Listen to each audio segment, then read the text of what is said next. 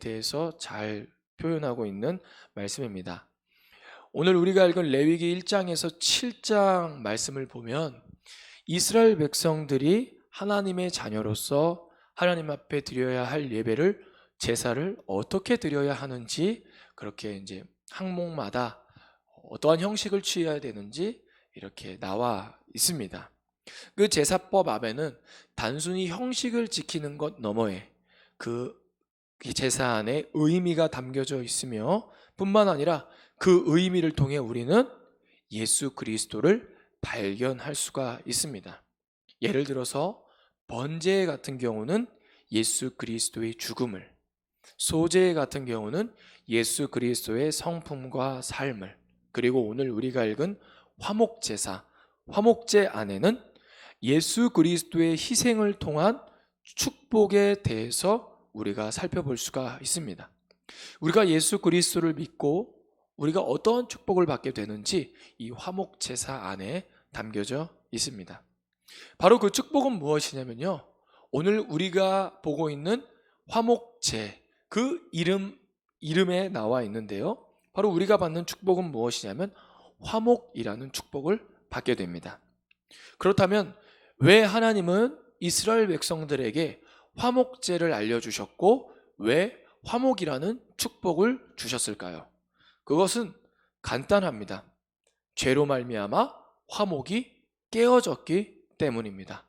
인류에 죄가 들어오고 나서 화목이 깨어졌기 때문에, 샬롬이, 평안이, 평강이, 회복이 깨어졌기 때문에 하나님께서는 이스라엘 백성들, 택하신 백성들에게 화목제사를 드릴 수 있게 해주셨고, 그 화목제사를 통해 화목이라는 축복을 주셨습니다. 이 땅에 죄가 들어오고 나서 첫 번째로 그 죄에 대한 결과는 하나님과 인간 사이의 화목이 깨어졌다라는 것입니다. 아담은 죄를 짓고 나서 하와와 함께 에덴 동산에서 쫓겨나게 되죠. 여기서 에덴 동산에서 쫓겨났다라는 것은 단순히 그냥 어느 장소에서 쫓겨남을 당했다라는 그것 의미 너머에 하나님이 함께 하시는 그곳에 더 이상 함께 할 수 없게 되었다, 하나님과의 화목이 깨어졌음을 우리가 깨달을 수 있습니다. 두 번째는 무엇이냐면 인간과 인간 사이의 화목이 깨어졌습니다. 가인과 아벨 사건을 보듯이 가인 형이 아벨을 죽임으로 말미암아 가족 안에, 가정 안에, 인간들 사이 안에 화목이 깨어졌음을 우리가 알 수가 있습니다. 이처럼요, 이 땅에 죄가 들어오고 나서 하나님과의 관계가 깨어지고 인간과의 관계가 깨어짐으로 말미암아 이 땅에 화목이, 샬롬이 깨어짐을 우리가 알 수 있고, 오늘 화목제사를 통해 죄로 인해 깨어진 그 관계를 하나님이 다시 샬롬으로 회복시키는 제사, 그 제사가 바로 어떤 제사냐면 우리가 오늘 보고 있는 화목제사입니다. 그래서 오늘 이 제사를 통해 우리가 어떠한 화목을 이루고 어떠한 축복을 이룰 수 있는지 우리가 찾아볼 수 있습니다. 우리 오늘 제사의 어떠한 제사를 좀 더 깊숙이 살펴보면서 그 의미를 찾아보기 원하는데요, 우리 3장 1절에서 2절 말씀을 같이 다시 한번 읽어보도록 하겠습니다. 사람이 만일 화목제의 제물을 예물로 드리되 서로 드리려면 수컷이나 암컷이나 흠없는 것으로 여호와 앞에 드릴지니 그 예물의 머리에 안수하고 회막문에서 잡을 것이요 아론의 자손 제사장들은 그 피를 제단 사방에 뿌릴 것이며. 아멘. 네. 3장 1절에서 2절 말씀에 보면 먼저 흠없는 수컷이나 암컷 상관없이 잡아서 그 머리에 먼저 안수를 합니다. 여기서 안수를 한다라는 것은요, 단순히 우리가 교회에서 어떤 목사님들은 안수를 통해서 치료한다, 안수를 통해 하나님의 치료가 임한다라고 이렇게 안수 기도를 통해 치료받을 수 있다라고 이야기하는데요, 사실 성경에서 안수라는 것은 죄를 전가시키는 의미가 있습니다.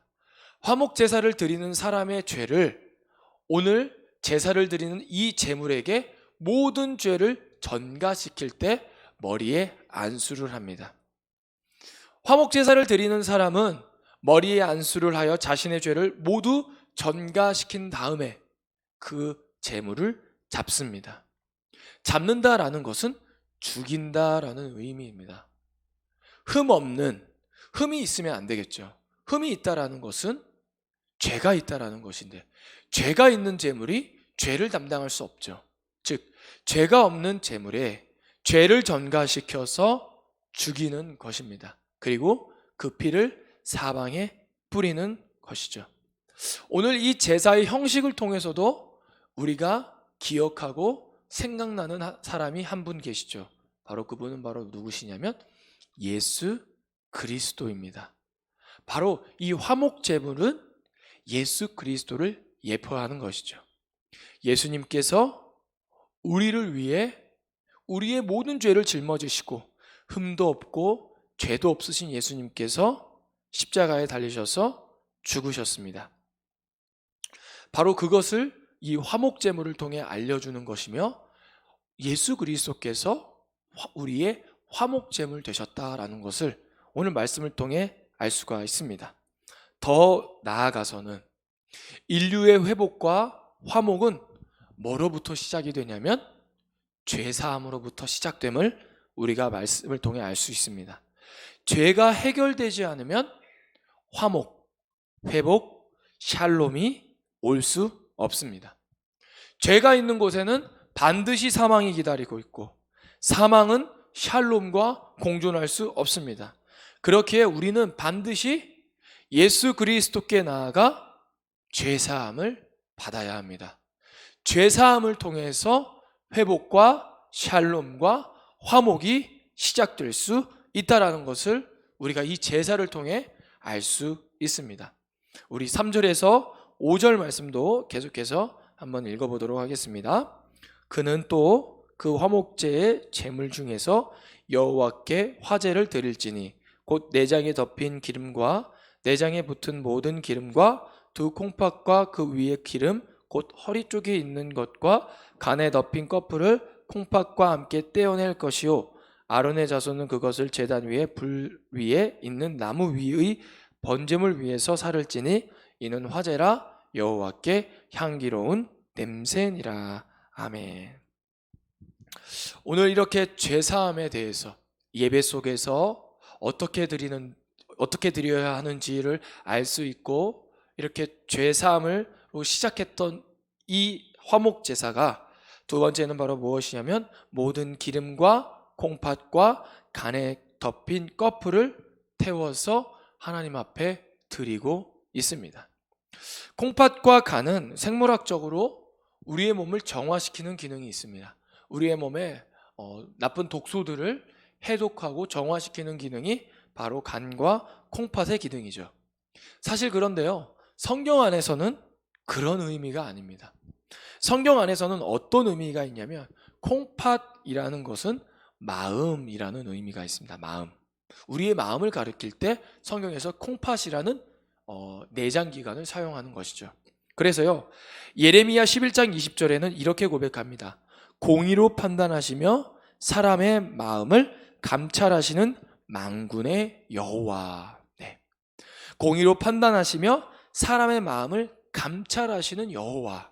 여기서 마음이라는 단어는 우리가 오늘 보고 있는 콩팥이라는 단어와 똑같은 단어입니다. 즉, 이 콩팥을 태워서, 마음을 태워서 하나님 앞에 드린다라는 것은 바로 무엇이냐면요, 하나님께서 받으시는 제물은 바로 우리의 마음이다. 하나님이 원하시는 것은 바로 우리의 마음의 중심임을 우리가 오늘 말씀을 통해서 알 수가 있죠. 또 그리고 간이라는 또 내장기관이 나오죠. 여기서 간이라는 단어는요, 카베드라는 단어인데요, 이 카베드라는 단어의 어원은 바로 무엇이냐면 여호와를 경외하다, 여호와를 두려워하다라는 그 뜻을 가지고 있습니다. 그리고 기름은 가장 그 시대에 귀하고 소중하게 여겼던 것입니다. 즉, 하나님이 제사를 통해, 예배를 통해 우리에게 원하시는 것이 있다면 바로 그것은 무엇이냐면 우리의 마음임을 우리가 알 수가 있습니다. 그리고 또 우리가 하나님 앞에 나아갈 때 어떠한 마음으로 나아가야 합니까? 경외하는 마음, 감사하는 마음, 우리의 마음의 중심에 예수 그리스도의 그 십자가의 은혜를, 대속의 은혜를 감사하는 마음으로 나아가야 함을 오늘 말씀을 통해 알 수가 있습니다. 그래서요, 오늘 우리가 읽고 있는 화목제사 안에서는 세 가지로 또 제사를 또 나눌 수가 있는데요. 첫 번째는 감사제, 두 번째는 서원제, 세 번째는 자원제로 나눌 수가 있습니다. 즉, 우리가 하나님 앞에 나아갈 때, 죄사함 받은 우리가 하나님 앞에 나아갈 때 하나님이 원하시는 것은 바로 우리의 마음의 중심이요, 하나님을 경외하는 마음, 감사하는 마음으로 나아가야 우리가 주님 앞에 온전히 화목 제사를 드릴 수 있다, 우리가 오늘 이 말씀을 통해서 알 수가 있는 것이죠. 그런데요, 우리가 이렇게 하나님 앞에 감사의 제사를 드리는 이 화목 제사 안에는요, 독특한 표현이 등장합니다. 바로 그 표현이 어디냐면 11절 말씀인데요, 우리 같이 한번 11절 말씀만 같이 한번 읽어보겠습니다. 제사장은 그것을 제단 위에서 불사를지니 이는 화제로 여호와께 드리는 음식이니라. 아멘. 오늘 독특한 표현이 무엇이냐면, 오늘 화목제사를 여호와께 드리는 음식이다라고 이렇게 표현하고 있습니다. 하나님도 배가 고프실까요? 하나님도 시장을 하셔서 이렇게 소나 양이나 염소를 잡고 그렇게 고기를 좋아하셔서 하나님이 원하시는 것은 그 제사에 고기를 먹고 싶어 하시는 것일까요? 사실 하나님은 배고프시거나 그런 분이 아니시죠. 그렇다면 여호와께 드리는 음식이다라는 이 표현 안에 어떠한 의미가 담겨져 있을까요? 여호와께 드리는 음식이다라는 이 표현 안에는요, 여호와께 제사를 드리고 하나님께서 우리를 식탁의 자리로 초대하신다라는 의미가 있습니다. 우리를 식탁의 자리로 초대하시는 것이죠. 그렇다면 식탁이란 무엇일까요? 유대인들에게 있어서 이스라엘 백성들에게 식탁이란 무엇일까요? 식탁의 자리에는요, 아무나 초대하지 않습니다. 바로 가족만 초대입니다. 식탁이라는 자리는 우리가 한 가족이다라는 그런 의미가 있습니다. 우리도 그렇지 않나요? 여러분들은 지나가는 사람 아무나 같이 식탁을 할 수가 있나요? 사실 그렇지 못하죠. 내가 아는 지인, 내가 알고 지내던 친구, 가족, 친척들과 함께 식탁의 자리를 하지, 한 번도 알지 못하고 처음 본 사람과 식탁의 자리를 같이 한다라는 건 그렇게 쉽지 않습니다. 즉, 식탁이라는 자리는 바로 그 사람과 함께하며 동행하며 먹고 마심의 의미를 넘어서 그 인생을 같이 한다라는 그런 의미가 있었습니다. 그래서요, 마가복음 2장에 보면 예수님이 누구와 식탁의 자리를 함께 하시냐면 세리와 죄인들과 식탁의 자리를 함께 하십니다. 그것을 보고 바리새인과 서기관들이 이해하지 못합니다. 그러면서 왜 그러한 사람들과 같이 식탁의 자리를 하냐? 예수님을 책망하죠. 이와 같이요, 식탁의 자리를 함께 한다라는 것은 그 사람과 동행하고 함께 한다라는 그런 의미가 있습니다. 그런데 오늘 하나님은요, 화목 제사를 드리는 그 사람을 어디에 초대하고 있으십니까? 바로 식탁의 자리에 초대하고 있는 것이죠. 이 말씀을 통해 우리가 알 수 있는 것은 바로 무엇이냐면요, 하나님은요, 우리를 죄 사함해 주시고, 그래서 하나님과의 관계에 화목을 이루어 주실 뿐만 아니라 우리를 식탁의 자리에 초대하신다라고 이야기합니다. 바로 우리를 한 가족, 자녀 삼아 주셨다라는 것을 우리가 알 수가 있죠. 죄를 지어 우리가 죽을 수밖에 없었지만 우리의 죄를 사해 주시고 우리를 자녀 삼아 주시고 우리의 아버지가 되어 주시겠다라는 그러한 은혜의 자리인 것입니다. 마치 이런 것과 같습니다. 다윗이 이제 이스라엘 백성들의 왕이 되었을 때 요나단 아들 중에 살아남은 아들들이 있는지 찾습니다. 그리고 므미보셋이라는 한 아들을 찾게 되죠. 그 아들은요, 다리가 저는 자였습니다. 그런데 다윗은 보통 우리가 잘 알다시피 새로운 왕이 등극을 하면 이전에 있던 왕의 아들들이라든지 그러한 자손이라든지 계보를 다 숙청하는 것을, 왜냐하면 또 다시 그 자리를 빼앗을 수 있기 때문에, 그래서 숙청하는 일이 보통 대부분 그렇게 정권 왕의 자리를 잡는데요. 다윗은 그렇게 하지 않습니다. 요나단의 아들 무비보셋을 뭐라고 이야기를 하냐면, 너는 나와 매일 함께 식사해야 한다. 왕의 식탁의 자리에 함께하며 왕자 삼아줄 거다라고 이야기를 합니다. 그러자 무비보셋이 이렇게 이야기를 합니다. 자신을 이렇게 표현해요. 성경에서 정확하게 죽은 개 같은 나를, 참 표현이 직설력이죠. 성경에서 그렇게 나옵니다. 죽은 개 같은 나를 어찌하여 왕의 식탁의 자리에 왕자처럼 여겨주십니까? 라고 이렇게 다윗에게 감사의 표시를 하죠. 마치 이 모습은요, 다윗이 무비보셋을 식탁의 자리에 초대하는 모습은요, 바로 저와 여러분을 하나님께서 식탁의 자리에 초대하는 것과 똑같습니다. 어쩌면요, 우리는요, 죄를 지어서 무미보셋과 같은 죽은 개 같은 자일 수 있습니다. 죽을 수밖에 없는 자일 수밖에 없습니다.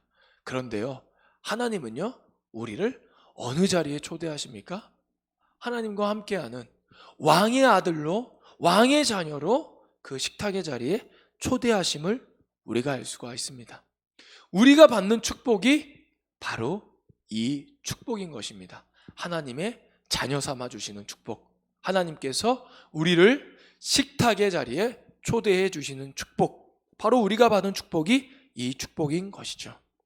그리고 요한복음에 가면 예수님은 이런 말씀을 하십니다. 요한복음 6장 55절에서 58절 말씀인데요, 이 말씀을 제가 한번 읽어보겠습니다. 내 살은 참된 양식이요 내 피는 참된 음료로다. 내 살을 먹고 내 피를 마시는 자는 내 안에 거하고 나도 그의 안에 거하나니, 살아계신 아버지께서 나를 보내시며 내가 아버지로 말미암아 사는 것 같이 나를 먹는 그 사람도 살리라. 이것은 하늘에서 내려온 떡이니 조상들이 먹고도 죽은 그것과 같지 아니하여 이 떡을 먹는 자는 영원히 살리라. 아멘. 우리가 하나님과의 식탁의 자리에서 우리가 먹어야 할 음식은 바로 무엇입니까? 우리가 더 나아가 이 땅에서 삶을 살아갈 때 정말 우리가 먹고 마시며 살아가야 할 것은 바로 무엇일까요? 바로 예수님의 피와 살임을 오늘 말씀을 통해 알 수가 있습니다. 예수님의 피와 살을 먹어 하나님과 화목을 이루고 하나님과 함께 영원히 사는 것, 그것이 바로 이 화목제사 안에 있는 예수 그리스도의 희생으로 말미암아 우리가 얻게 되는 축복임을 오늘 말씀을 통해 우리가 알 수가 있습니다. 예수님의 희생으로 말미암아, 예수님의 찢겨진 살, 예수님의 흘리신 피를 우리가 마심으로 말미암아 죄사함 받았고, 우리가 하나님과 같은 식탁의 자리에 앉아 하나님과 함께 먹고 마시고 함께 영생의 삶을 살 수 있는 것이 우리가 받게 되는 축복인 것임을 여러분 믿으시기 바랍니다. 그런데요, 오늘 화목제사는요, 이것으로 끝나지 않습니다. 더 한 발자국 나아가는데요, 그 말씀이 레위기 7장 15절에서 18절의 말씀입니다. 레위기 7장 15절에서 18절의 말씀입니다. 우리 같이 한번 이 말씀도 같이 한번 읽어보도록 하겠습니다. 레위기 7장 15절에서 18절 말씀 같이 읽겠습니다. 감사함으로 드리는 화목 제물의 고기는 드리는 그날에 먹을 것이요 조금이라도 이튿날 아침까지 두지 말 것이니라. 그러나 그의 예물의 제물이 서원이나 자원하는 것이면 그 제물을 드리는 날에 먹을 것이요 그 남은 것은 이튿날에도 먹되, 그 제물의 고기가 셋째 날까지 남았으면 불사를 지니 만일 그 화목 제물의 고기를 셋째 날에 조금이라도 먹으면 그 제사는 기쁘게 받아들여지지 않을 것이라. 드린 자에게도 예물답게 되지 못하고 도리어 가증한 것이 될 것이며 그것을 먹는 자는 그 죄를 짊어지리라. 아멘. 오늘 말씀에 보니까 또 되게 독특한 제사 방식이죠. 화목제물로 기름과 콩팥과 간의 꺼풀은 하나님 앞에 태워서 드립니다. 그러면 뭐만 남을까요? 바로 그가 잡은 이제 짐승의 고기들이, 살들이 남아 있겠죠. 그런데요, 그 나머지 고기들은요, 만약 서원으로 드리는, 감사로 드리는 제물이면 그날 다 먹고, 서원이나 자원하는 제물이면 셋째 날 전까지 이튿날 안에, 2일 안에 모두 그 고기를 다 먹으라고 이야기를 합니다. 아니, 하나님 굳이 이런 제사법, 어떻게 먹는 것까지, 그리고 며칠 안에 먹으라는 이 기한까지, 아니 유통기한을 이렇게 주시는 것인가 라고 우리가 생각할 수 있지만요, 이 형식 안에는 아주 깊은 의미가 있습니다. 여러분, 화목 제사를 드리는 한 사람이 하루에 소나 양이나 염소를 하루에 다 먹을 수 있을까요? 삼시세끼를 계속해서 그것을 고기만 먹는다고 할지라도요, 하루 안에 소 한 마리를 한 사람이 다 먹을 수는 없습니다. 아니, 이튿날 안에도 다 먹을 수 없습니다. 그래서요, 화목 제사를 드리고 나서 그리고 남은 그 고기는요, 누구랑 먹었냐면요, 주위 사람들과 나눠서 먹었습니다. 많은 사람들과 식탁의 자리를 함께 했겠죠. 바로 이 말씀을 통해 우리가 알 수 있는 것, 우리가 예배를 통해 죄사함 받아 하나님과 화목을 이루었다면 이제는 우리의 삶의 영역에서 관계를 회복하는, 그리고 우리 주변의 이웃과 함께 식탁의 자리를 함께하며 그 화목, 깨어진 인간과의 관계도, 샬롬도 회복하며 나아가야 한다. 그 예배가 거기까지 확장되어야 함을 오늘 말씀을 통해 알 수가 있습니다.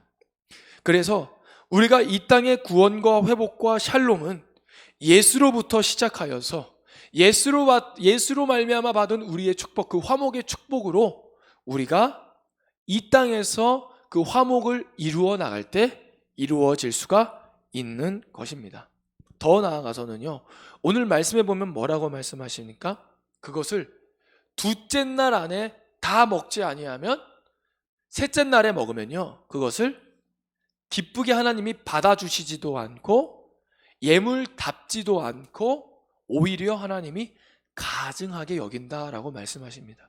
어쩌면요, 우리가 오늘 이 예배를 통해 예수 그리스도의 죄사함, 그 은혜를 받고 하나님과 화목을 이루었다면 우리가 마땅히 우리의 삶에서 화목을 이루면서 살아가야 하는데, 그렇게 하지 않고 그저 나의 이기심과 나의 욕망과 나의 욕심만을 위해 살아간다면 하나님, 우리가 오늘 이 자리에 드리는 예배, 제사, 예물을 가증하게 여기신다 라고 오늘 말씀하고 있는 것입니다. 그렇기에 우리는 오늘 이 시간에 예배를 통해 죄사함 받았다면, 하나님과 화목을 이루어 하나님과 식탁의 자리에 함께 했다면, 우리도 이제 삶의 영역에서 많은 식탁의 자리를 만들어 이웃과 함께하며 그 화목과 샬롬을 이루어 나아가야 하는 것이 바로 우리가 진정 드려야 할 화목 제사요 예배임을 오늘 말씀을 통해서 알 수가 있습니다. 바라옵기는 저와 여러분이 그러한 화목 제사를 온전히 드리는 주님의 자녀들 되기를 소망합니다. 그리하여 이 땅에 회복을 이루어 나가는 주님의 왕 같은 제사장이 되기를 소망합니다. 오늘 드려지는 이 예배를 통해 우리가 예수 그리스도의 죄사함을 받아 하나님과 샬롬을 이루고 더 나아가 이웃을 사랑하여 이웃의 샬롬을 이루어 나가는 저와 여러분이 되기를 소망합니다. 기도하겠습니다. 하나님, 감사합니다. 우리가 하나님으로부터 예수 그리스도로 말미암아 받은 축복은 바로 무엇이냐면, 우리가 죄로 말미암아 심판받고 하나님 앞에 설 수 없는 자였지만 하나님은 우리에게 예수 그리스도를 보내주셔서 죄사함 받아 하나님을 만날 수 있고, 더 나아가 우리를 식탁의 자리에 초대하셔서 우리를 자녀 삼아 주셨다라는 것입니다. 하나님, 어쩌면 우리는 하나님 앞에 범죄하여 죽은 개 같은 자일 수도 있습니다. 그렇지만 우리를 식탁의 자리에 초대해 주시고 우리를 자녀 삼아 주시니 감사합니다. 우리가 예배 때마다 그 하나님의 은혜를 잊지 않게 하여 주시옵소서. 그리고 더 나아가 우리의 삶의 영역에서 이웃과 화목의 제사를 드리며 화목의 그러한 은혜를 흘려보낼 수 있는 주님의 자녀들 될 수 있도록 붙잡아 주시옵소서. 그리하여 우리가 하나님 앞에 온전히 예배하는 예배자들이 되게 하여 주시옵소서. 감사하며 예수님의 이름으로 기도드립니다. 아멘.